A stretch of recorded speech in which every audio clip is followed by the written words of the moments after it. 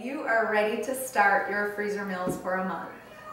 Get ready for a lot of work, but a lot of fun, and it pays off in the end. You're probably going to want to start the night before. Well, you've already gone grocery shopping. Do that on a separate day because you wouldn't ever want to do it all together. You need one full day to make your meals. So the day before, or however much before, do all of your shopping, and then the night before you're going to want to get ready for the next day. The first step, make sure your kitchen is pretty clean. You're going to want an empty sink and an empty dishwasher. You're going to go through a lot of dishes and you don't want to worry about them piling up. So, and have your countertops as clear as possible so you have a lot of working space. You'll be surprised at how quickly everything fills up. You're going to want to empty your garbage can, and you're going to want to put a new bag in, and then you're probably going to want to add extra garbage bags, maybe to your fridge, to your door. Just think how many boxes you're going to be opening, how many cans you're going to be opening. You're going to be doing a lot, and you don't want to have to worry about taking the garbage out in the middle of the day. You just want to get it done as quickly as you can. So you're going to want to have some extra garbage bags out and ready.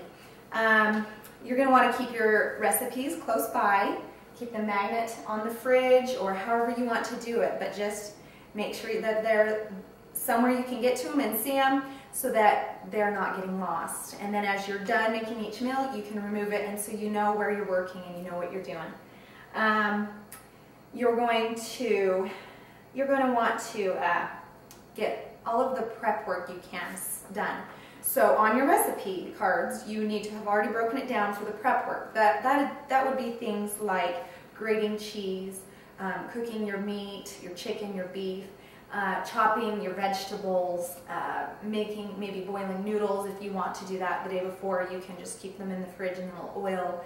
So you're going to want to do as much prep work as you can so that you can just combine the next day. It really will save you a lot of time, and it's really not that hard to just put in a movie and let the meats cook and shred your cheeses, and you can just put them in the fridge overnight, and when you're ready, just get them out. You're also going to want to get out things like your aluminum foil and your freezer bags. There's gallon freezer bags, quart freezer bags, and pint freezer bags. Those are the things that you're going to package your meals in. You might want to get out some mixing bowls and some spoons. You'll go through several mixing bowls and spoons. So you might need different sizes for sauces or big things that you need to combine. You're going to want to get a Sharpie out. This is going to be what you're going to label your meals with. I suggest putting it somewhere the same every time. If you have something to clip it on your fridge, do that because it gets lost in your meals and you can't find it and it drives you crazy. So put it somewhere that you can remember. It will be a lot easier. So you're going to have that. Then, after you've gotten all that ready the night before, the next day you're ready. You're going to want to start early, and so you have enough time. You are going to want to dress for the work. You're going to get pretty dirty. That's making a lot of meals in one day, so wear an apron. And you're going to want to get out, this could also be done the night before for your prep work if you want, but get out all of your canned goods. I suggest just putting on a flat box or just a basket or a box somewhere where they're all together. It's a lot easier than going to your cupboard every time you need something. So if your recipes are on the fridge, you can just look through. I need 3 cans of cream of mushroom. I need 2 cans of mushrooms. So you can just go to your pantry, gather all your cans, have them together. If you want to, you can open them all right then. So then they're just ready to go. You're going to want to get maybe your other ingredients out also. You know, you can get out all of the vegetables that you've chopped, all of your meat. Put them in a centralized location, maybe on a separate countertop. So you're not going to your cupboards every time to find something. If everything's out, you can just go, and as you're done, you can put it away. It will save some time.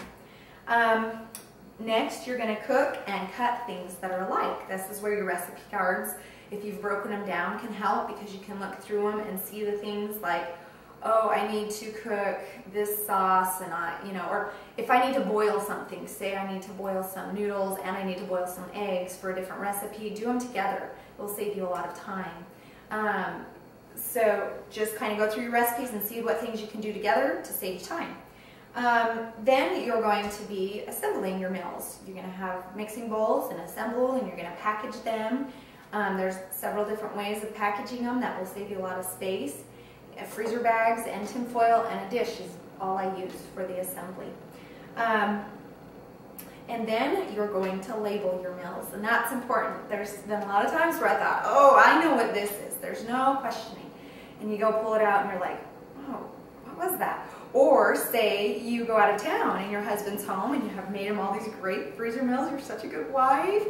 And you say, oh, go get this meal in the freezer and you can make it. It's just like I'm there. And he's like, I don't know what this is. And you're trying to describe to him and he's just totally confused.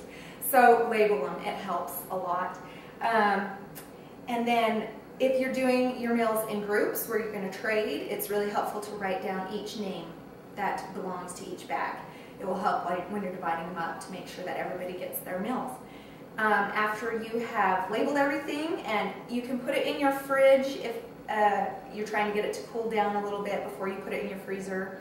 It just depends on whatever you mail. And then, then you're going to transfer it into your freezer, and then you're going to clean up. And you're going to order pizza because you're not going to want to cook anymore.